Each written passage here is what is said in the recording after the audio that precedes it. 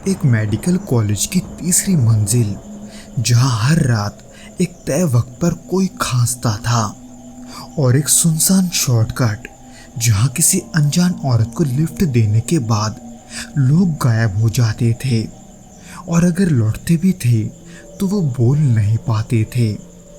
दोनों कहानियां ही अलग है, पर डर एक जैसा है। दोस्तों, आज के भौतिक घटना के एपिसोड को हम पूजा जी के पॉइंट ऑफ व्यू से सुनेंगे।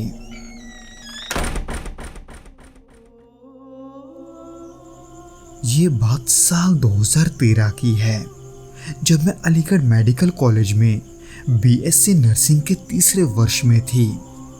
हॉस्टल की जिंदगी अपने आप में अलग ही होती है। थोड़ी आज़ादी, थोड़ी जिम्मेदारी और ढेर सारी अनजानी रातें। लेकिन उस एक साल ने मेरी जिंदगी की सोच बदल दी।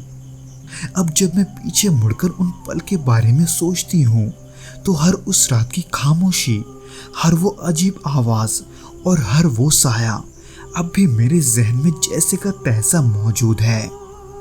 हमारा हॉस्टल 3 हिस्सों में बटा हुआ था। नया ब्लॉक जहां पहली साल की छात्राएं रहती थी, बीच का विंग सीनियर्स के लिए था, और तीसरा पुराना ब्लॉक जो काफी पहले का बना हुआ था, और उसी के तीसरे मंजिल के आखिरी छोर पर मेरा कमरा था, कमरा नंबर 312। वो ब्लॉक तब चालू था, लेकिन ज्यादातर लोग वहां रहना पसंद नहीं करते थे। शायद उस हिस्से की वीरानी, पुरानी दीवारों की सीलन और हर वक्त पसरी खामोशी के कारण। लेकिन मुझे और मेरी रूममेट रुचि को वही कमरा मिला था। शुरुआत के कुछ हफ्ते तो बिल्कुल ठीक ठाक थे, जैसे कि मेडिकल कॉलेज की रूटीन होती है, वो सब बिल्कुल वैसा ही था। मेडिकल कॉलेज की रूटीन वैसे तो बहुत ही थकाने वाली होती है, जिसमें सुबह की क्लास, हॉस्पिटल की ड्यूटी और देर रात तक पढ़ाई। हम दोनों ही अपने काम में व्यस्त रहते थे और यहाँ वहाँ ज़्यादा ध्यान नहीं देते थे। तब सितंबर महीने के आखिरी के कुछ दिन चल रहे थे, जब पहली बार मुझे नींद में खलल महसूस हुई। रात के करीब 3 बजे के आसपास मेरी नींद एक सूखी खांसी की आवाज से खुल गई। मुझे पहले तो लगा कि शायद रुचि खांस रही होगी, लेकिन पलटकर देखा तो वो गहरी नींद में थी। पर फिर भी वो आवाज बार बार आते जा रही थी। वो आवाज धीमी थी, पर थोड़ी गहरी और किसी बूढ़ी औरत जैसी लग रही थी। उस खांसी की गूंज उस शांत हॉस्टल की रात में अजीब तरीके से फैल रही थी। कुछ देर तक उस खांसने के आवाज का लगातार आने के बाद मुझे लगा शायद वो आवाज किसी और के कमरे से आ रहा होगा, इसलिए मैंने उसमें ज्यादा ध्यान ना देते हुए वापस सोने की कोशिश की।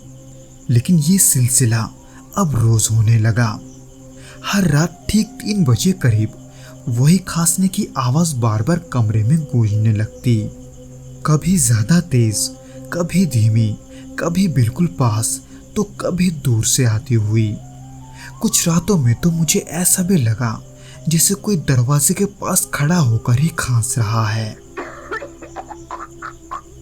रात के वक्त ये सब अचानक होने के वजह से मेरा मन बेचैन रहने लगा।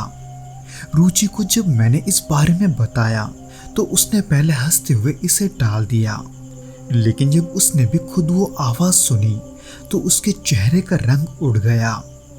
अब हम दोनों ही हर रात उस हंसी का इंतजार करते थे, जैसे वो कोई अनजानी सजा हो, और वो हमेशा आती थी ठीक समय पर, कभी देर नहीं होती। उस आवाज से परेशान होकर रुचि ने एक रात तय किया कि हम दरवाजा खोलकर सोएंगे, ताकि हम ये देख सके कि बाहर कोई है या नहीं। वैसे तो मैं उस दौरान डरी हुई थी, लेकिन उससे बहस करने का भी मन नहीं था, इसलिए मैंने वैसा ही किया जैसा कि रुचि ने कहा। और फिर उसके अगली रात ही हम दरवाजा खोलकर सो गए, और फिर हमने जो देखा उसे देखकर हम एकदम सुन्न हो गए। दरअसल उस रात भी यही रात के करीब 3 बजे हमें वो खांसी की आवाज फिर से सुनाई दी। हालांकि पहले उस आवाज को सुनकर हम नहीं जागे, पर जब बार बार वो आवाज आने लगा तब हमारी नींद भी टूटने लगी। मैं थोड़ी घबराई हुई थी, इसलिए मैंने रुचि को भी जगा दिया। जब मैंने रुचि को जगाया तब वो खांसने की आवाज दरवाजे के तरफ से ही आ रही थी, जिसे हमने बंद नहीं किया था। इसलिए रुचि और मैं थोड़ा गौर से वहां देखने लगे कि आखिर वो आवाज आ कहां से रही है। हालांकि रूम के बाहर भी अंधेरा होने की वजह से हमें कुछ भी साफ नहीं दिख रहा था। हमारे कमरे की खिड़की में भी बस उतनी ही रोशनी आ रही थी जितनी बाहर चांद की रोशनी थी। पर उसी रोशनी में हमने बहुत ही भयानक चीज देखा। हमने देखा कि कोई बूढ़ी सी औरत एकदम दरवाजे के पास बैठी हुई है और हमारी ओर ही देख रही है। अगर सही से कहूँ तो वो साड़ी में लिपटी, बाल बिखरे हुए और चेहरा ऊपर उठाकर हमारे तरफ देख रही थी। हालांकि वो ना तो हमें डराने की कोशिश कर रही थी और ना ही कुछ कहने की, वो बस हमें देखे जा रही थी। और उसे देखकर मेरी रूममेट तभी बेहोश होकर जमीन पर गिर गई। उस दौरान मैं भी डरी हुई थी, इतना कि मैं हिल तक नहीं पा रही थी। सब कुछ जैसे एक ही जगह ठहरा हुआ था और वो खांसी की आवाज वो अब भी आते जा रही थी। फिर पता नहीं कैसे मैंने किसी तरह से खुद को खींचते हुए उस कमरे का दरवाजा बंद किया और रुचि को बेड पर खींच लिया। उस दौरान मेरा पूरा बदन डर के मारे कांप रहा था और इसी कारण उस रात हम दोनों रोशनी जलाकर बैठे रहे। लेकिन खांसी की वो आवाज वो नहीं रुकी। सुबह होते ही हमने वार्डन को सब बताया। पहले तो उन्होंने मानने से इनकार किया, लेकिन जब उन्होंने हम दोनों के चेहरे पर डर देखा तो उन्होंने उस फ्लोर के सीसीटीवी फुटेज मंगवाए, जो फिर देखा गया। पर उसने मेरी आत्मा को झकझोर दिया, क्योंकि रिकॉर्डिंग में साफ दिख रहा था कि दरवाजा तो खुला है, लेकिन उसके बाहर कोई नहीं है, कोई परछाई तक नहीं और ना ही कोई आहट। उसमें हम खुद ही अपने दरवाजे को घूर रहे थे और हमारी आंखों के सामने कुछ नहीं था। खैर, इसके वजह से अब हॉस्टल में इसको लेकर बातें फैलने लगी थी, जिसके वजह से कुछ लड़कियों ने हमारा मजाक उड़ाना शुरू कर दिया था। जबकि वह दूसरी तरफ रुचि डर के मारे खाना पीना तक छोड़ चुकी थी। हर वक्त जैसे वो गुमसुम बैठी रहती थी। मैंने भी उसी बीच अपनी ड्यूटी से एक दिन की छुट्टी लेकर लाइब्रेरी में कुछ पुराने रिकॉर्ड खंगोलने की कोशिश की और वहीं मुझे एक पुरानी स्टाफ नर्स मिली जिनका नाम था सावित्री। उसे मैं सावित्री दीदी बुलाती थी और जब मैंने उनसे तीसरी मंजिल का जिक्र किया तो उनका चेहरा अचानक गंभीर हो गया। उन्होंने बताया कि 2010 में एक आया जिनका नाम रुखसार था, उनकी मौत वहां की सीढ़ियों से गिरने से हुई थी। पर इस चीज का हमारे साथ होने वाले घटनाओं से कोई लेना देना था या नहीं, ये किसी को भी नहीं पता था। वैसे तो उस तीसरे ब्लॉक में सिर्फ हम दोनों ही नहीं रहते थे, पर ये सब तब सिर्फ हमारे साथ ही हो रहा था। पर फिर धीरे धीरे कुछ समय के बाद दूसरों को भी कुछ समस्याएं होने लगी, जैसे कि तीसरे मंजिल की और भी कई बातें बाहर आने लगी थी। किसी ने कहा था कि रात में उसे किसी के चलने की आवाज आती है, तो किसी ने कहा कि खिड़की के बाहर उन्हें कोई दिखाई देता है। यहाँ तक कि एक लड़की को तो किसी ने बालों से पकड़कर खींचा भी था, जिसके वजह से वो लड़की उसी हफ्ते उस हॉस्टल को छोड़कर चली गई। और फिर उसी के देखा देखी हम सभी ने भी उस ब्लॉक को छोड़ दिया। दोस्तों, ये थी अलीगढ़ के मेडिकल कॉलेज के तीसरे ब्लॉक से जुड़ी एक सच्ची घटना। वैसे तो कुछ समय के बाद उस ब्लॉक को बंद कर दिया गया, लेकिन सवाल आज भी बंद नहीं हुआ। अगर सीसीटीवी में कुछ नहीं था तो आखिर पूजा ने क्या देखा था? और अगर वो सब सिर्फ वहम था तो बाकी लड़कियों ने भी ऐसे ही डरावने पलों को अनुभव क्यों किया। खैर दोस्तों, इसी सवाल के साथ अब हम चलते हैं आज के दूसरे घटना की ओर, जो कि रमेश जी के साथ घटा था।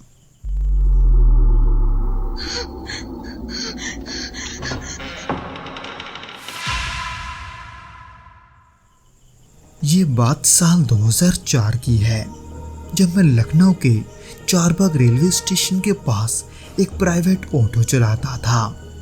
उस वक्त मेरी उम्र कोई 26 से 27 साल की रही होगी।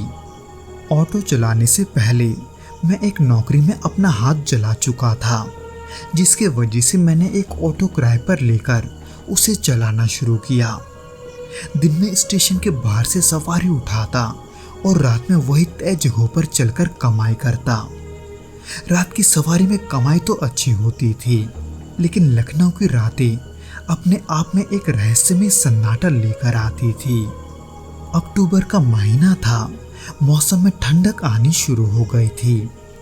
शाम होते ही हवा में एक हल्की सी नमी घुल जाती थी और सड़कें सुनसान लगने लगती थी। मैं उन दिनों अलीगंज से चारबाग के रूट पर सवारी लेता था, जिसके बीच में एक रास्ता आता था जो कि कब्रिस्तान वाला शॉर्टकट था। असल में वो एक पुराना रास्ता था जो सिविल लाइंस के पुराने मुस्लिम कब्रिस्तान के बगल से होकर गुजरता था। दिन में तो वहाँ कोई डर नहीं लगता था, लेकिन रात में वो इलाका एकदम सुनसान, पेड़ों से घिरा और अजीब सा ठंडा महसूस होता था। मैं उस रास्ते में आमतौर पर नहीं जाता था, लेकिन एक रात एक बुजुर्ग सवारी ने रिक्वेस्ट की कि जल्दी पहुंचने के लिए मैं उसी रास्ते से चलूं, इसलिए मुझे मजबूरी में वहीं से जाना पड़ा। रास्ता अंधेरा, टूटी सड़क, दोनों ओर ऊंचे पेड़ और बीच बीच में पुरानी टूटी हुई कब्रें दिखती थी जो जमीन से बाहर निकल चुकी थी। हालांकि उस रात तो कुछ खास नहीं हुआ, लेकिन अगले ही दिन एक और ऑटो वाला मुझे मिला जिसका नाम समीर था। उसका चेहरा पीला पड़ा हुआ था। मैंने पूछा तो उसने धीरे से बताया कि 2 रात पहले उसने वही कब्रिस्तान वाला रास्ता लिया था और उसी दौरान रास्ते में एक औरत ने हाथ दिया, पर जब उसने ऑटो नहीं रोका तो उसका ऑटो वही बंद हो गया और जब उसने उतरकर देखा तो पीछे कोई नहीं था। हालांकि समीर के इस बात को सुनकर मुझे यकीन नहीं हुआ, लेकिन उसके कुछ ही दिनों के बाद मैं रात के करीब 2 बजे स्टेशन से 2 सवारियों को छोड़कर लौट रहा था। पर जब मैं वापस अपने ऑटो स्टैंड की तरफ जा रहा था तो मैंने सोचा कि क्यों ना उस शॉर्टकट को लिया जाए, क्योंकि मैं जल्द से जल्द एक और सवारी लेकर रात का शिफ्ट खत्म करना चाहता था। पर जब मैं उस कब्रिस्तान वाले शॉर्टकट पर मुड़ा तो दूर दूर तक कोई नहीं था, सिर्फ मेरे ऑटो की लाइट और इंजन की हल्की आवाज़ें थी। और उसी बीच अचानक मेरे सामने एक औरत मुझे खड़ी दिखी, सिर पर पल्ला, हाथ में कोई पोटली और चेहरा झुका हुआ। मैंने सोचा शायद वो किसी गांव की महिला होगी जो कहीं जा रही है, पर जैसे ही मैं उसके पास पहुंचा उसने बिना चेहरा उठाए अपना हाथ दिखाया। न जाने क्यों उस पर मेरे हाथ पैर सुन्न हो गए, लेकिन जेब की हालत सोचकर मैंने ऑटो रोक दी और फिर वो चुपचाप आकर ऑटो में बैठ गई, पीछे बिल्कुल कोने में। मैंने पूछा कि कहाँ जाना है, पर मुझे कोई जवाब नहीं मिला। फिर भी मैंने ऑटो आगे बढ़ा दी, ये सोचकर कि पहले मैं कब्रिस्तान का रास्ता पार कर लूं। हालांकि वो रास्ता लंबा नहीं था, लेकिन सन्नाटा जैसे हर मीटर गहराता जा रहा था। फिर अचानक मुझे एहसास हुआ कि ऑटो का वजन हल्का हो गया है, ऐसे मानो जैसे पीछे कोई सवारी ही ना हो। इसलिए मैंने तुरंत पीछे देखा और जब मैंने देखा तो पिछली सीट खाली थी। ये देखकर मेरा दिल जोरों से धड़कने लगा और उस ऑटो का कंट्रोल जो मेरे हाथ में था वो मेरे हाथों के साथ ही कांप रहा था। इसीलिए ये सोचकर कि कोई दुर्घटना ना हो जाए, मैंने किसी तरह से ऑटो को रोका और बाहर निकलकर चारों तरफ देखने लगा। पर बाहर तो चारों तरफ सन्नाटा था। हवा भी अब नहीं चल रही थी, जैसे सब कुछ थम गया था। ये सब देखकर मुझे कुछ सही नहीं लगा, बल्कि मेरे मन में घबराहट इतना ज्यादा बढ़ गया कि मैं सीधे ऑटो में बैठा और अपने ठिकाने की ओर निकल पड़ा। उस रात मैंने जो देखा और अनुभव किया, उसके वजह से डर के मारे मुझे नींद नहीं आई। हर बार जब आंखें बंद होती तो वही औरत मुझे अपने ऑटो में बैठी दिखाई देती। खैर, फिर उसके अगले दिन से मैंने उस रास्ते जाना छोड़ दिया। हालांकि मैं अब तो वो काम नहीं करता, पर अब भी मुझे कभी कभार वहाँ की घटनाएं सुनने को मिल ही जाती है, क्योंकि मेरे कुछ दोस्त अभी भी ऐसे हैं जो अब भी ऑटो चलाते हैं, और उनमें से कुछ के साथ तो ऐसी घटनाएं कई बार हुई है, खास करके उस कब्रिस्तान में जहाँ एक औरत उन्हें अक्सर दिखाई देती थी। तो दोस्तों, इस वीडियो में बस इतना ही। उम्मीद करता हूँ कि आपको ये वीडियो पसंद आया होगा, और अगर आया हो तो प्लीज़ इस वीडियो को लाइक करके इसे अपने दोस्तों के साथ शेयर ज़रूर करना, और हमें कमेंट करके ये ज़रूर बताना कि आपको ये वीडियो कैसा लगा।